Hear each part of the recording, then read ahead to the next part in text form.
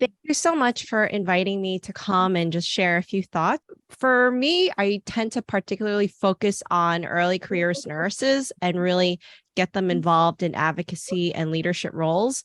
And a big thing that always comes is, well, how do I get people involved? What's the point? So a lot of the times I've focused on some of the research for generational and cultural nursing. And so I think most of us have already known that we have different generations that exist within nursing. In the Western Hemisphere, we probably have around 4 generations or so, 4 to 5. And on the Eastern Hemisphere, it could be 5 to 6, depending on where you live. Japan has about 5 or 6 different cultural generations that exist within their world. What's a generation when we say things like that? We always hear about Gen Z and what's going on with them. We hear about millennials and we understand what's going on with them. And a large part is that generations are really consistent of specific economic, political, and social upheavals that occur during that time. And if we focus on that, we can understand what motivates people to do what they do. So right now, we always want to focus on some of the younger nurses at the moment because we've gone through something pretty huge. Obviously, I don't need to repeat that COVID was pretty awful for the entire world, especially for all of us who had been working in nursing for quite a while.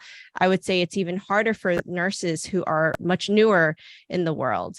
And that's actually marked by something that's very globally recognized, that Gen Z, you can find a Gen Z in the United States, in Canada, in Japan, in China, in South Africa. It's because it's just the generation that has grown up with the internet, has grown up being completely tied and connected to each other.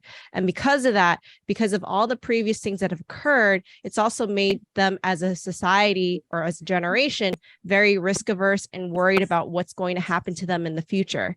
So I think in general, a big part of it is to really understand that there's a kind of a big fear about moving forward. This idea that I need to make sure everything I do is well researched, that everything I do benefits me to some degree, because if I don't, then I'm going to be trapped in something for the rest of my life. So how does that help someone like me, help anyone like you here listening to this? What do we do about it? I don't have the answer to that.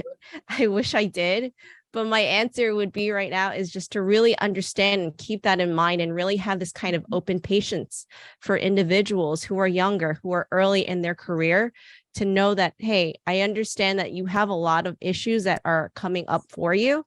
I just am willing to listen to you and I want to hear you out. So thank you very much.